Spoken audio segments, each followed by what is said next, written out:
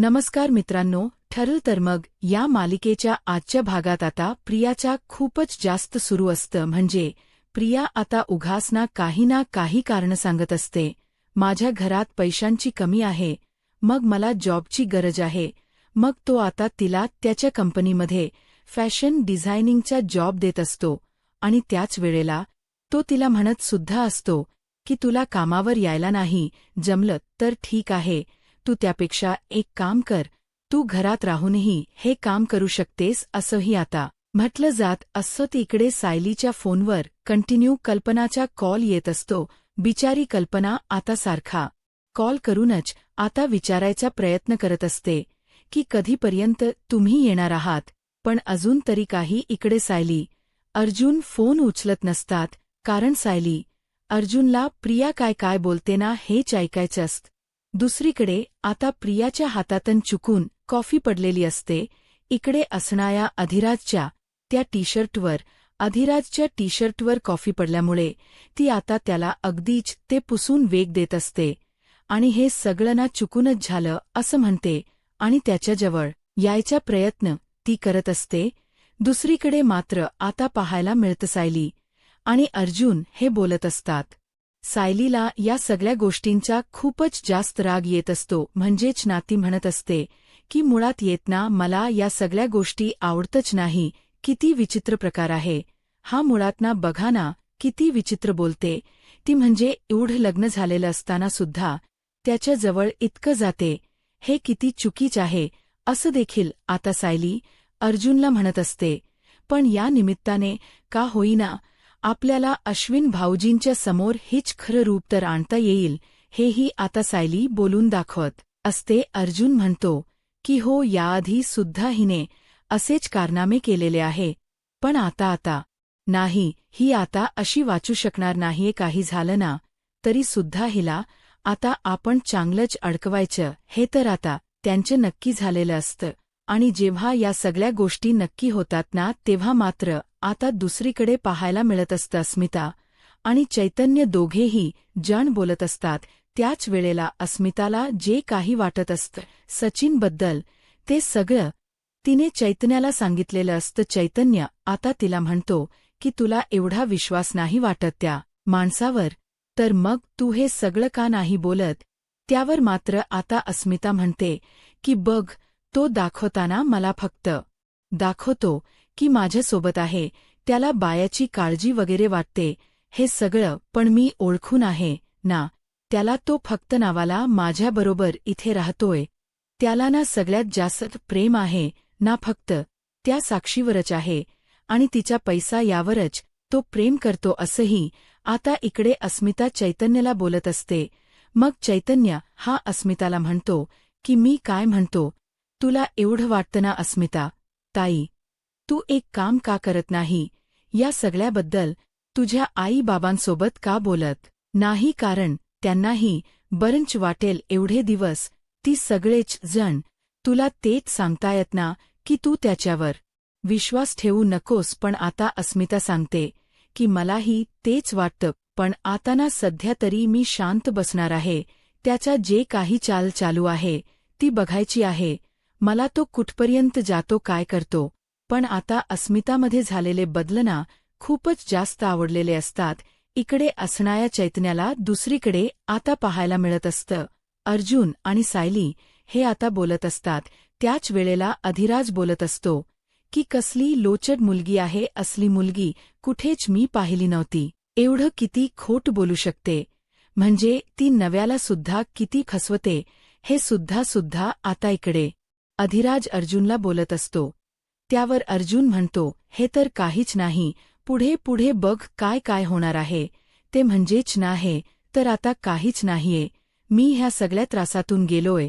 ती मला सुद्धा ना असंच टॉर्चर करायची. म्हणजे मी झोपेत उठल्यावर माझ्या बाजूला येऊन बसायची, मला कपडे सिलेक्ट करून द्यायची, नको त्या ठिकाणी माझ्या अजवरूक साधायचा प्रयत्न करायची. तिला काय तर म्हणे माझ्याशी लग्न करायचं होतं, पण माझं लग्न सायलीसोबत झालं म्हणून तिचा तो प्लॅन फसला आणि त्यानंतर तिने ना लग्न माझ्या भावासोबतच केलं, म्हणजे पैशांसाठी. ही मुलगी कुठच्याही थराला जायला तयार आहे, तर हो असंच आहे, पैशांसाठी नाही कुठच्याही थराला जाते. आणि तिने आता सुद्धा तसंच काम केले, म्हणजे पैशांसाठी. तिने आता तुमचा वापर केलेला आहे, असं सायली अधिराजला सांगत असते. अधिराज म्हणतो की आता तुम्हाला एक काय भरपूर अशा व्हिडिओ भेटतील. तर सायली म्हणते की आम्हाला ना आमच्या अश्विन भाऊजींचे डोळे उघडून द्यायचे आहेत, आणि त्यासाठी आम्ही हे सगळे काही प्रयत्न करतोय. आणि मुळात आहे ना, ती इतकी नालायक असेल ना, की गळ्यातल मंगळसूत्र वगैरे काढून तुम्हाला भेटायला येते. दुसरीकडे आताप रिया जी आहे ती जात असते आणि गाडीत आपल्या पिशव्या वगैरे ठेवते, तेव्हा तिच्या लक्षात येतं की तिने तर गळ्यात मंगळसूत्रच घातलेलं नाहीये. मग ती आता विचार करते की गळ्यात निदान मंगळसूत्र तरी घालूया, आणि म्हणूनच मग ती आता मंगळसूत्र घालायचं ठरवत असते. पण तेव्हाच ना ती आपलं पर्स उघडून बघते, तर तिच्या पर्समध्ये ना आता काही, तीच जे छोट पाकीट असतं ना ते नसतं. मग छोट पाकीट नसल्यामुळे आता तिची चिडचिड होऊ लागते, आणि तिलाही कळत नसतं की आता काय करावं. म्हणून ती आता पुन्हा त्या हॉटेलमध्ये जायचा विचार करू लागते. दुसरीकडे आता अर्जुन, सायली आणि त्याचसोबत अधिराज हे बोलत असतात. तिघेही जण बोलत असतात. तेव्हा तिथे आता प्रिया आलेली असते, आणि प्रियाचा धक्का ना एका विटरला लागतो. प्रियाच्या पायावर कोल्ड्रिंक पडत, त्यानंतर प्रियाचा कांगाव सुरू होतो.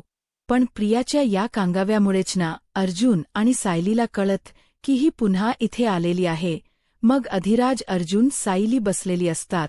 तिकडन अर्जुन अधिराजला लवकरात लवकर पाठवून देतो. अधिराज तिथे पोहोचतो आणि मग त्या प्रियाला म्हणतो की काय झालं आहे. मग ती म्हणते की काही नाही, बघ ना मी इथून जात होते, तर ह्याने ना माझ्या अंगावर ना कोल्ड्रिंक पडलं, बघ ना. मग आता खरं तर ती तिचं पाकीट विसरलेली असते, म्हणून ती रिटर्न आलेली असते. पण ती आता मुद्दाम अधिराजला खोट सांगते. अधिराज आता म्हणत असतो की काय झालं, काही इश्यू झालाय का. त्यावर ती म्हणते की नाही ना, ऑलरेडी यायला उशीर झालाय, आणि त्यामध्ये ना मला आता डायरेक्ट कॅब करून जावं लागणार आहे. त्यात मला आता 150 रुपये तरी एक्स्ट्रा जातील, असं काहीच. ती म्हणते. त्याच वेळेला तिच्या साडीवर कोल्ड्रिंक पडलेलं असतं, म्हणून ती अधिराजला आता जरा तिकडे तिला पाकीट शोधायचं असतं म्हणून त्याला टिश्यू आणायला पाठवून देते. का तर एवढूशा पाकिटासाठी आपण इथपर्यंत आलो आहोत हे त्याला वाटायला नको, म्हणूनच ती आता त्याला टिश्यूसाठी पाठवते. तोपर्यंत अर्जुन आणि सायली प्रियाचा हा सगळा खेळ बघत असतात. ही किती लोचट आहे हे आता त्यांना कळत असतं. दुसरीकडे अधिराज जो आहे तो आता टिश्यू वगैरे आणून देतो. अधिराज जेव्हा टिश्यू वगैरे आणून देतो ना, तेव्हा मात्र आता तो म्हणत असतो इट्स ओके ना, आता तर ठीक आहे ना. त्यावर प्रिया म्हणते की तर ना सॉरी, हा तुमच्यासारख्या अशा मोठ्या माणसाला मी टिश्यू आणायला सांगितला. त्यावर तो म्हणतो की इट्स ओके, त्यात काय हरकत आहे. दुसरीकडे अर्जुन आणि सायली बोलत असतात. सायली आता अर्जुनला म्हणत असते की आता ही पैसे सुद्धा कशी लुटते, घरात काही आजारी आहे, त्याचसोबत हिला बहीण भाऊ आहेत, असं बोलून ही पैसे लुटायचा प्रयत्न करते. आणि बघा ना किती खालच्या तराला जाऊन ही विचार करते, म्हणजे आपल्या अश्विन भाऊजीला सुद्धा पैशांसाठीच वापरत आहे. हे यावरूनच तर सिद्ध होतं हिचे काही प्रेम वगैरे नाहीये. किती खोटाडेपणा असावा एखाद्या व्यक्तीमध्ये, असं ही सायली आता अर्जुनला बोलत असते. दुसरीकडे आता प्रियाला तिची पर्स भेटलेली असते, पण आता तिकडन तिला जायचं असतं. पण आता कसं निघावं हे सुद्धा बघत असते ती. मग आता टिश्यूने तिची साडी वगैरे ती पुसून घेते, आणि त्याच वेळेला अधिराजला म्हणते की तुम्हाला भेटून खरंच खूप बरं वाटलं, चला आता मी ना इथून ना डायरेक्ट कॅब करते आणि जाते. आता कॅबसाठी पैसे सुद्धा ना तिने त्या अधिराजकडूनच घेतलेले असतात.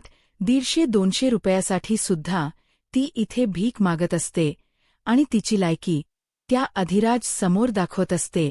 काय तर म्हणे माझ्याकडे पैसे नाहीयेत. मग आता तोही तिला पैसे देतो, कारण ह्या सगळ्या प्लॅनमध्ये तिला अडकवायचं असतं ना. आणि याच तिच्याशी गोडी गुलाबीने वागत असतो, वर तिला हेही म्हणतो की तुझ्यासारखी इतकी निरागस मुलगी मी पाहिली ही नव्हती. मग काय एवढं सगळं? तो जेव्हा बोलतो ना तेव्हा मात्र आता ती एका वेगळ्याच तंद्रीमध्ये निघून जाते. तर दुसरीकडे मात्र आता सायली, अर्जुनच बरोबर यांच्याकडे लक्ष असतं. सायली म्हणत असते की कधी होणार आहे यांचं. तर दुसरीकडे मात्र आता चैतन्य हा अस्मिता सोबत बोलत असतो. चैतन्यसुद्धा त्याच्यासोबत घडलेला प्रकार सांगत असतो. तोही म्हणतो की खरं तर ना, आज तुझ्यावर जी वेळ आली ना ती वेळ माझ्यावर सुद्धा आली होती. म्हणजे मी सुद्धा तिच्या प्रेमात होतोच की मग मला सुद्धा ना काही सुधारायचं नाही. मी अगदी जीवापाड प्रेम साक्षीवर केलं होतं, पण तिने मला ऐनवेळेला धोका दिला. मी तर किती स्वप्न बघितली होती संसाराची, मुलाबाळांची, पण तिने ना एका फटक्यात माझा जीव तोडून टाकला. मग त्या वेळेला मला इतका त्रास झाला ना का मी काय सांगू. तरीसुद्धा त्या संकटातून मी बाहेर आलो. का तर माझ्याबरोबर अर्जुन, सायली होते. तुझ्यासोबत सुद्धा अर्जुन आणि सायली आहे. मग तू या सगळ्या गोष्टी अर्जुन सायलीशी जर बोललीस ना तर चांगलं होईल. असं देखील आता चैतन्य जो आहे तो अस्मिताला सांगत असतो. अस्मिता सुद्धा आता हरलेल्या चैतन्याला आधार देत असते. म्हणते की आज ना खरंच मला तुझ्याशी बोलून ना खूपच बरं वाटलं. म्हणजे आधी मला वाटत होतं की कसं होईल सगळं काही, पण आज तुझ्याशी बोलल्यावर खूप जास्त हलकं वाटलं. असंही आता अस्मिता ही बोलत असते. दुसरीकडे आता अधिराज, अर्जुन आणि सायली हे आता पुढचं प्लॅनिंग करत असतात. अधिराज म्हणतो की बघितलं का, आता इथून तिला पुढे डायरेक्ट कॅपला जायचं त्याच्यासाठी, पण माझ्याकडंच पैसे घेतलेत. खरंच ना काय बोलाव या मुलीला आता अर्जुन आणि सायलीला. तर या सगळ्या बोलण्याचं खूपच जास्त हसू येत असतं. दुसरीकडे आता ते निघालेले असतात. मग आता पुढे कसा प्लॅन वर्कआउट करायचा याबद्दल आपण नंतर डिस्कस करूच. पण खरंच मदत झाली तुमची या सगळ्यामध्ये. त्यावर आता अधिराजही म्हणतो की अशी पोरगी ना मी पहिल्यांदा पाहिली होती की घरात नवरा असूनही असं बाहेर मुलांना फसवते, ते सुद्धा पैशांसाठी. इकडे आता जो एक माणूस असतो तो मात्र प्रियाचा असतो आणि तो शांताच्या मागे असतो. शांता काय करते काय नाही. शांता खरंतर एका हॉस्पिटलमध्ये गेलेली असते आणि तिकडून बाहेर पडल्यावर तिकडे बघत असते, कारण तिला असं वाटत असतं की कोणी आपल्याला बघू नये म्हणूनच. मग आता ती विचार करत असते आणि ती म्हणत असते की काय करावं, कुठे जावं. पण ना ती बरोबर अचूक रिक्षा करून ना तिथून बाहेर पडते. तर दुसरीकडे मात्र आता तो मुलगा जो आहे त्या रिक्षाच्या पाठलाग करत असतो, पण त्याला कुठेही आता सुधरत नसतं. त्याने आता लगेचच प्रियाला कॉल केलेला असतो आणि प्रियाला कॉल करून तो आता सांगू लागतो की मी आता शांताच्या मागावर होतो. शांता मला दिसली होती, ती हॉस्पिटलमध्ये गेली होती आणि इथून ना ती आता रिक्षाने पुढे गेली. मी तिच्या पाठलाग करण्याचा प्रयत्न केला, पण ती मला आता कुठेही भेटलीच नाही. असंही आता म्हटलं जातं. आणि जेव्हा एवढ्या सगळ्या गोष्टी प्रियाला कळतात ना तेव्हा मात्र आता प्रिया त्याला म्हणत असते, तू पण काय यार, तुला जरा नीट लक्ष द्यायचं ना, तुला सांगितलं होतं ना. त्यावर मी तरी काय करू. ठीक आहे, पण आता तिच्या मागावरच राहा. असं देखील आता प्रियाने त्याला सांगितलेलं असतं. दुसरीकडे चैतन्य आणि इथे अस्मिता जे आहेत ते दोघेही जण बोलत असतात. यांच सचिन विषयावर डिस्कशन होत असतं. जर सचिनच्या गोष्टी तुला पटत नसतील तर तू एकदा बोलून घे त्याच्यासोबत आणि त्याच्याशी नीट काय तो संवाद साध. तुला जर वाटत असेल की तुला फसवतोय तर या नात्यात अडकून राहू नको, कारण तुला या सगळ्याचा त्रास होऊ शकतो. असं देखील चैतन्याने समजवलेलं असतं. आता अस्मिता सुद्धा म्हणते मी तोच विचार केला आहे. मी आता त्याच्यामध्ये गुरफटणार नाहीये. मला आता आईबाबांच म्हणणं पटते. तो मला फसवतोय आणि मला या गोष्टी लक्षात आलेल्या आहेत आणि त्याचमुळे आता सचिनबद्दल जे काही अस्मिताचं परिवर्तन झालेलं असतं ही गोष्ट मुळात ती चैतन्यला सुद्धा आवडलेली असते. चैतन्य म्हणतो की बाबा, आज तर मामा हा खुश झालेला आहे. मला ना माझ्या भाचीसोबत खेळायला आता खरी मजा येणार आहे. आणि त्याच वेळेला तो आता अस्मिताजवळ असलेल्या बाळासोबत खेळत असतो. तेवढ्यातच तिथे कल्पना आलेली असते. कल्पना चैतन्याला घरात पाहते आणि मग ती विचारते की अर्जुन सायली कुठे आहे. मग तो म्हणतो की अर्जुन सायली येतच असतील, थांबा येतीलच. पण कल्पनाला काळजी असते, कारण अर्जुन आणि सायली एकदा का घराबाहेर पडले तर फोन उचलत नसतात. ते नेहमीच काळजी आता कल्पनाला असते, कारण काल जो काही प्रसंग झालेला आहे त्यावरून तिला असं वाटत असतं की काही चुकीचं व्हायला नको. आणि म्हणूनच ना म्हणून ती सारखी कॉन्टॅक्ट करायचा प्रयत्न करते, पण काही कॉल होत नसतो. आणि त्यामुळेच ना थोडी असं टेन्शन तिला लागलेलं असतं.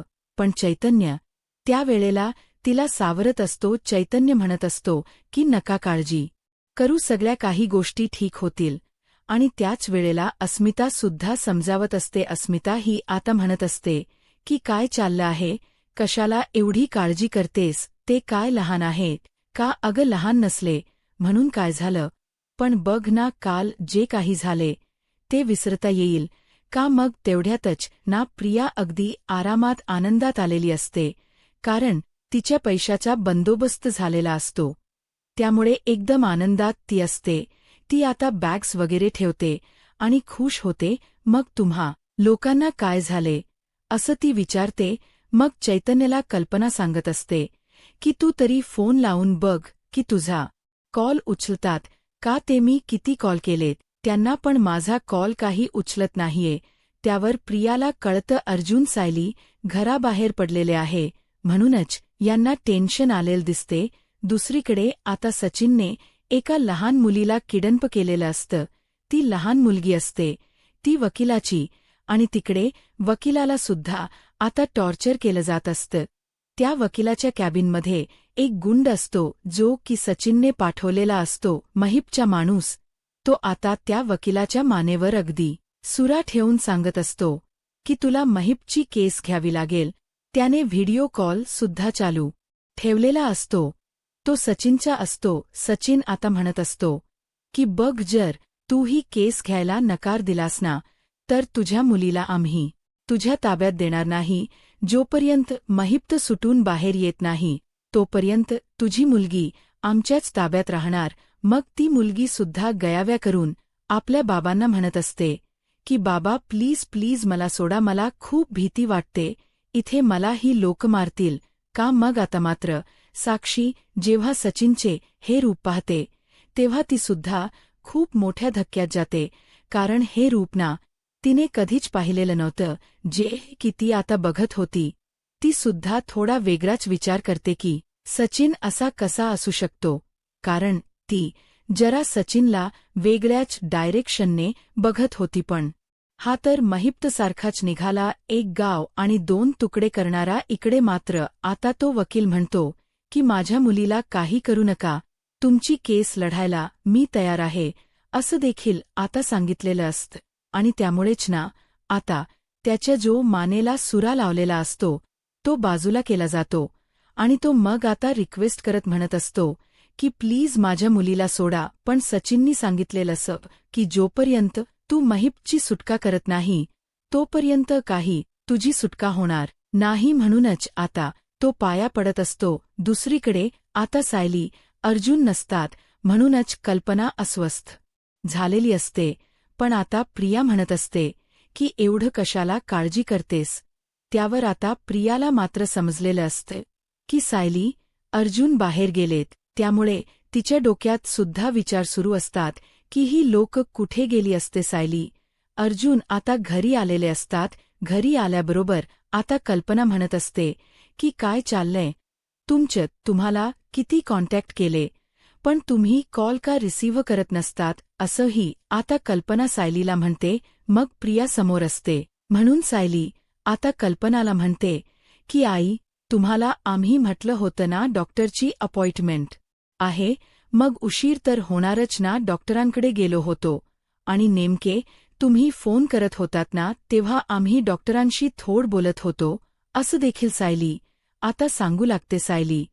आणि अर्जुन जेव्हा प्रियाच्या समोर हे कल्पनाला अशा पद्धतीने उल्लू बनवतात ना, त्यावेळेला आता खरं तर हे कल्पनाला नसून प्रियाला उल्लू बनवणं असतं. पण कल्पनाला या सगळ्या गोष्टी कळतात. कल्पना म्हणत असते की बरं ठीक आहे, मला तुमची काळजी वाटत होती म्हणून मी तुम्हाला कॉल करत होते. आणि त्याच वेळेला आता कल्पनाचा डायरेक्ट रोष जातो. तो म्हणजे इथे असणाया याप रियाकडे बघून. प्रियाने आता सगळं सामान राहिलेलं असतं, पण प्रियाने दिवसभर वेळ लावलेला असतो कारण अर्जुननेच मुद्दामून ना आता कल्पनाला या सगळ्याची आठवण करून दिलेली असते. म्हणजेच तो म्हणतो की काय तन्वी, मग काय सगळं सामान आणलंस का किराण्याचं मग? त्यावर आता कल्पना म्हणते, मला सांग, तुला सकाळी पाठवलं होतं सामान आणायला, अख्खा दिवस लागतो. काग सामान आणायला कुठे भटकत होतीस म्हणजे? तुला जराही गांभीर्य नाहीये का असं बोलूनच ना आता आवाज चढवला जात असतो. त्याच वेळेला आता कल्पना जेव्हा प्रियाला हे सगळं बोलत असते तेव्हा रिया सॉरी असं म्हणते, पण त्याच वेळेला ना खरंतर अर्जुन मजा घेत असतो. अर्जुन म्हणतो की मला तर वाटलं की आता तर तू ना मम्मा तन्वीला मारशील्स की काय, म्हणजे लहानपणी कसं आम्ही काही ऐकलं नाही का, तू आम्हाला कसं मारायचीस एकदा तर असंच झालं होतं. लहानपणी ना शाळेतून डायरेक्ट घरी यायचो, पण मला यायला उशीर व्हायचा कारण मी मैदानात माझ्या मित्रांसोबत क्रिकेट खेळत बसायचो. मग तेव्हा सुद्धा ना अशीच मॉम ना वैतागत बसायची आणि माझ्या मित्रांना त्यांच्या घरी सगळ्यांना फोन लावायची.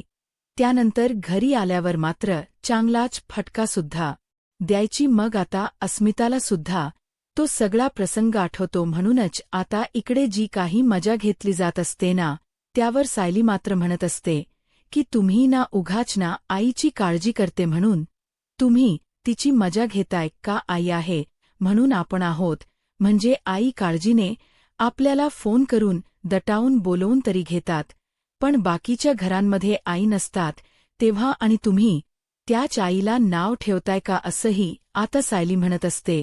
त्यावर प्रियाही आता सायलीप्रमाणेच लगेच कल्पनाची बाजू घेऊ लागते आणि म्हणत असते की हो बरोबर आहे सायली, तुझं आज आई आहे म्हणूनच तर आपण आहोत, म्हणजे आई आपली काळजी किती करतात ना. मग आता कल्पना आधीच डोक फिरल्यामुळे प्रियावर चांगलाच आवाज चढवते आणि प्रियाला म्हणते, तुला सुद्धा सकाळपासून पाठवलं होतं, ती आता जाऊन तू घरी येतेस एवढं सगळं सामान आणायला, तुला एवढा वेळ लागतो काग? हा फक्त यादी दिली होती, ते सगळं सामान आणायचं होतं. मग आता अस्मिता ही तिची मुद्दामून मस्करी करते, काय कुठे होतीस एवढा वेळ?